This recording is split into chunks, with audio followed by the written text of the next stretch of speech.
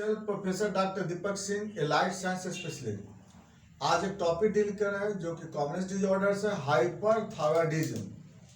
किसको बोलते हैं हाइपरथायराइडिज्म? हाइपर का मतलब होता है एक्सेस, थायराइडिज्म का मतलब होता है थायरॉक्सिन का सिंथेसिस, है ना। दो वर्ड है इससे मिला हुआ। थायराइडिज्म का मतलब थायरॉक्सिन का सिंथेसिस, थायरॉक्सिन का लेवल, T3 T4 का अमाउंट। तो T3 T4 का अमाउंट जब नॉर्मल से ज्यादा हो जाता है तो उसको हम हाइपरथायराइडिज्म बोलते हैं, है ना। नॉर्मल से जब ज्यादा हो जाता है, जितना सिंथेसिस होना चाहिए, इस कंडीशन को बोलते हैं हाइपरथायराइडिज्म। अब देखिए बात को चलते हैं, बात की यहाँ पे थायराइड ग्लैंड के बारे में जानते हैं। जैसे ये लैरिंग्स है, ये ट्रैकिया है, तो इसी के आगे में एंटीरियर पार्ट में ये थायराइड ग्लैंड जो होता है वह इंडोक्राइन ग्लैंड का एक पार्ट है, लार्जेस्ट इंडोक्राइन ग्लैंड कहते हैं। ये यहाँ पे सिचुएट रहता है। थायराइड ग्लैंड में बहुत सारे फॉलिकल होते हैं। इस फॉलिकल से T3 T4 बनता है। T3 T4, यही T3 T4 जो होता है बॉडी में आने पर जाकर के उसका यूज होता है। तो अगर बाय द वे बॉडी में इसका अगर एक फंक्शन ज्यादा बढ़ जाता है, अगर इसका लेवल बढ़ जाता है बॉडी में T3 T4 का, इसी कंडीशन को बोलते हैं हाइपरथायराइडिज्म। याद रखना होगा, जब T3 T4 का लेवल जब नॉर्मल से ज्यादा हो जाता है, इस कंडीशन को बोलते हैं हाइपरथायराइडिज्म। अब यहाँ पे सवाल बहुत लोग करते हैं कि TSH का लेवल इसमें क्या रहता है, तो इसके बारे में आगे जिक्र करेंगे आपको इन्वेस्टिगेशन में कि इसमें TSH का लेवल क्या रहता है। बात करते हैं कारण पे, हाइपरथायराइडिज्म का कारण क्या होता है। सबसे पहला कारण होता है इसमें हाइपरथायराइडिज्म का, वह होता है Graves disease. Graves disease, Graves disease किसको बोलते हैं? ग्रेव्स एक साइंटिस्ट के नाम पे है। साइंटिस्ट ने खोज क्या किए थे कि एक ऐसा पर्सन जिस पर्सन में जो TSH जो पिट्यूटरी ग्लैंड से जो बनता है, वह पिट्यूटरी ग्लैंड से TSH का नॉर्मल कंडीशन में, समझिएगा पहले ग्रेव्स को छोड़ दीजिए, नॉर्मल कंडीशन में जो TSH है वह TSH कहाँ पे एक्शन करता है? थायराइड फॉलिकल पे। जैसे आपको मालूम होगा कि ये बॉडी है, बॉडी पे एक्शन किसका होता है? T3 T4 का। T3 T4 कहां से बनता है? थायराइड ग्लैंड से, थायराइड ग्लैंड से। थायराइड ग्लैंड पे एक्शन कौन करता है? TSH। ये TSH कहां से बनता है? पिट्यूटरी ग्लैंड से, पिट्यूटरी ग्लैंड से। पिट्यूटरी ग्लैंड को स्टिमुलेट कौन करता है? TRH। तो TRH कहां से बनता है? हाइपोथैलेमस से, हाइपोथैलेमस से। यानी कि हाइपोथैलेमस से बनता है TRH, तो एक्शन करता है पिट्यूटरी ग्लैंड पे। पिट्यूटरी ग्लैंड से निकलता है TSH, एक्शन करता है थायराइड ग्लैंड पे। थायराइड ग्लैंड से निकलता है T3 T4, एक्शन करता है बॉडी पे। ये बात समझ नहीं? तो अब कहता क्या है यहाँ पर, जो TSH जो यहाँ से बनता है वह 1 घंटे के अंदर इसकी हाफ लाइफ समाप्त हो जाती है, यानी हाफ लाइफ हो जाता है। क्या क्या है ना कि अगर बाय द TSH यहाँ से बना और ये फॉलिकल पर आकर के और यहाँ से T3 T4 को बनाता है, अगर यही TSH किसी कारणवश इस TSH कन्वर्ट कर जाता है LATSH में। LATSH का मतलब होता है long acting thyroid stimulating hormones. अब ये होता क्या है कि जिस TSH को 1 घंटा एक्शन करना चाहिए, वह TSH 2 घंटा, 3 घंटा, 4 घंटा एक्शन करेगा। इसके कारण क्या होता है कि T3 T4 का लेवल यहाँ पर बढ़ जाता है, साथ साथ थायराइड ग्लैंड का सेल का साइज भी बढ़ता है। तो दोनों कंडीशन आता है इसमें। तो थायराइड ग्लैंड का साइज बढ़ जाएगा तो ग्वाइटर बोलते हैं, और ये कंडीशन कैसा कंडीशन इसमें? हाइपरथायराइडिज्म ग्वाइटर बोलेंगे इसको। अब आगे बात करते हैं इसके बारे में। तो ये जो फॉलिकल था, इस फॉलिकल को काफी देर तक, लंबे समय तक TSH स्टिमुलेट करता है। तो इस कंडीशन को डिस्कवरी किए थे ग्रेव्स, और उन्हीं के नाम पे बोलते हैं ग्रेव्स डिजीज या ग्रेव्स ग्वाइटर भी बोलते हैं इसको। तो ऐसा क्यों हुआ? ये TSH LATSH में कन्वर्ट क्यों कर गया?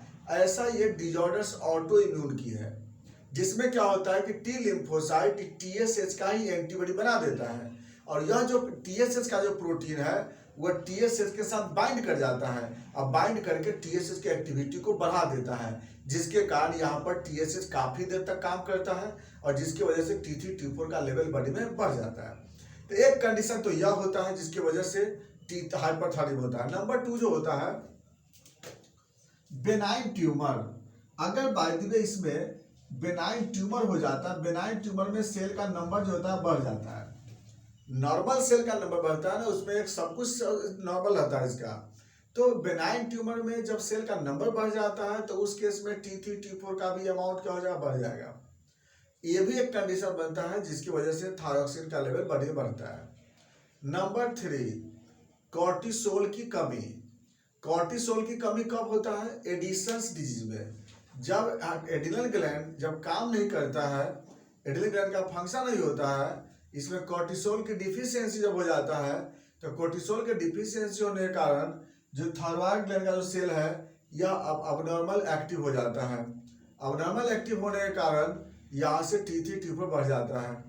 इसके बाद कुछ कारण है इडियोपैथिक, समझ में आया नहीं कि क्यों इसमें थायरॉक्सिन बढ़ जाता है, लेकिन 2 कारण बहुत कॉमनेस्ट है, एक है ग्रेव्स डिजीज है और दूसरा नियोप्लास्टिक डिजीज है, बेनाइन ट्यूमर, हाइपरथायरॉयडिज्म, और तीसरे में आपको एडिशन डिजीज भी मिलता है इसमें।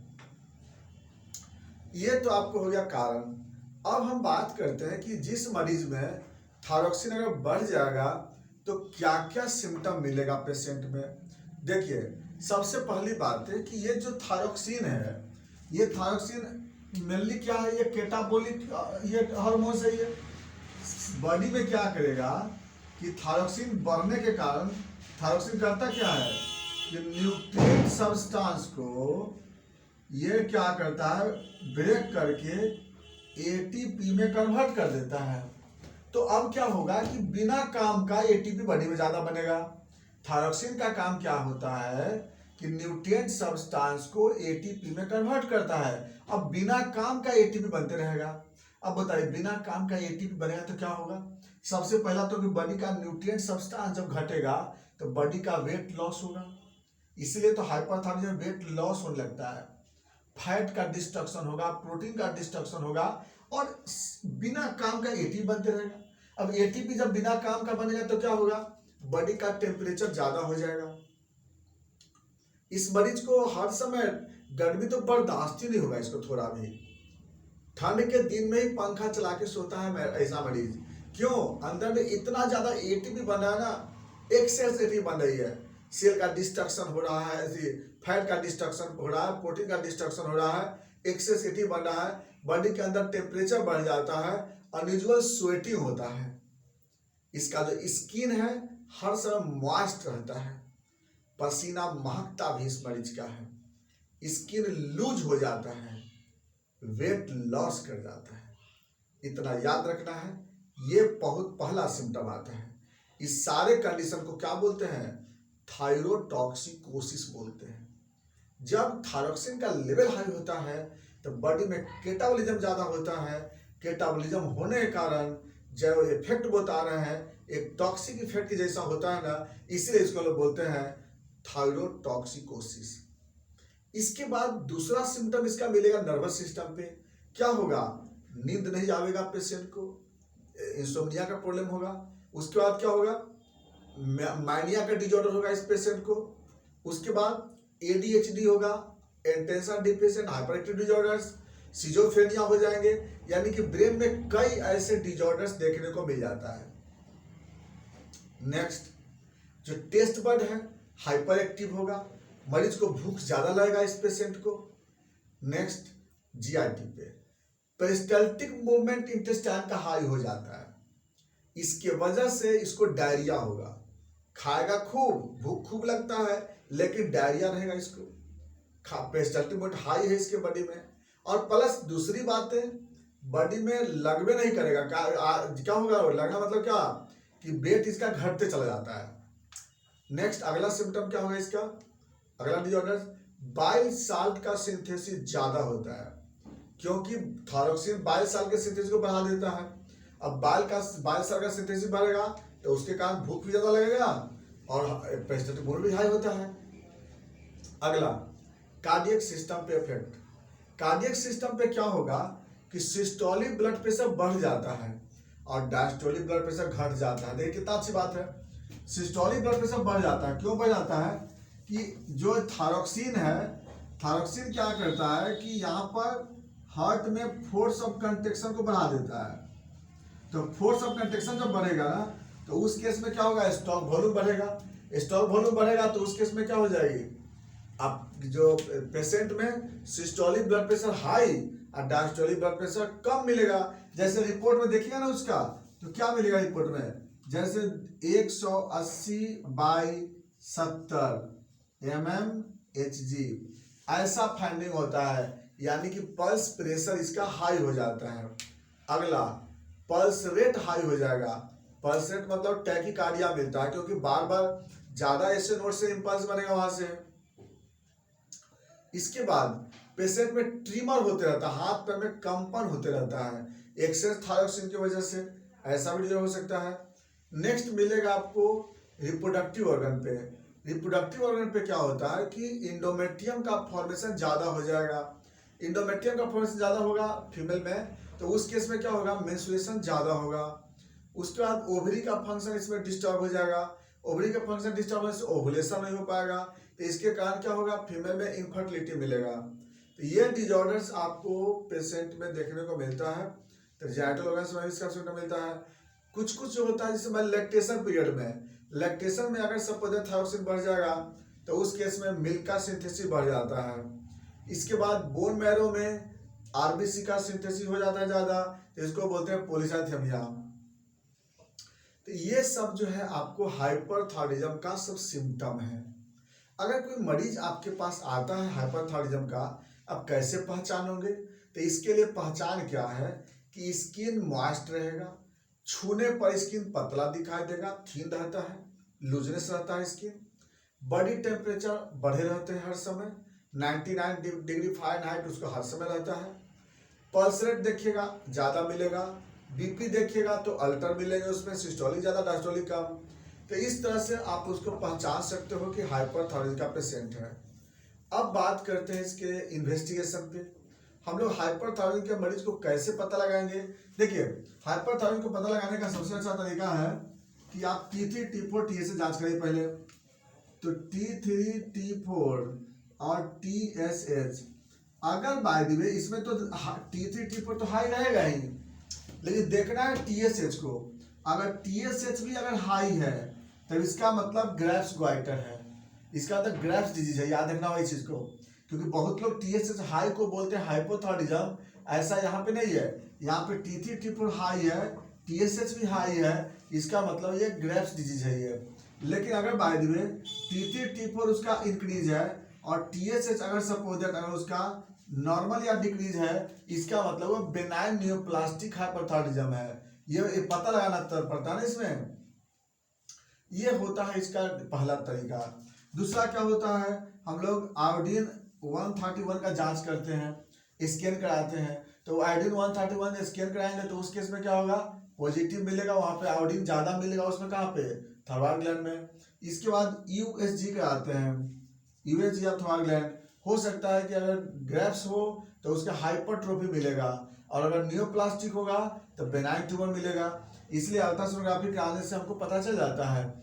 इसके बाद हम लोग सीटी स्कैन कराते हैं, CT scan of thyroid gland, CT scan of thyroid gland, तो इससे हम लोग पता लग सकता है।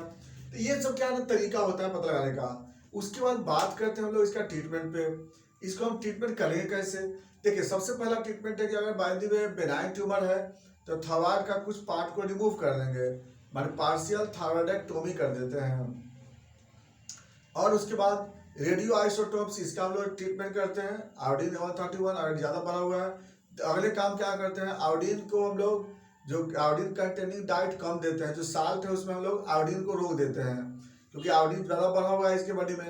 ये भी हम लोग कर सकते हैं। अगला क्या है, कॉर्टिसोल ड्रग्स देना पड़ेगा। बिना कॉर्टिसोल का नहीं ठीक होता है। कॉर्टिसोल क्या करेगा कि थायरॉक्सिन के फॉर्मेशन को डिक्रीज कर देता है। तो ये भी एक फंक्शन आपको, ये भी आपको ट्रीटमेंट में आता है। बाकी चलते हम लोग होम्योपैथिक पे।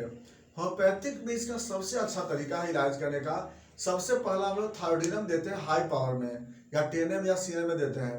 इसका दूसरे नंबर पे देते हैं आयोडम। आयोडम भी देते हैं हम लोग, हाई पावर में देते हैं इसको हम लोग। इसके बाद हम लोग कॉर्टिसोल भी देते हैं और कॉस्टकम देते हैं। ये सब तरीका है इलाज करने का, और इसके बाद हम लोग इलाज करते हैं। तो ये था आपका क्या, हाइपरथायराइडिज्म। अगर इसमें किसी तरह का डाउट हो, क्वेश्चन हो, आप डायरेक्ट हमसे बात कर सकते हैं। यह एक काम करना होगा सिर्फ कि रात में बहुत लोग कॉल कर देते हैं, 9 बजे रात के बाद कॉल मत कीजिएगा।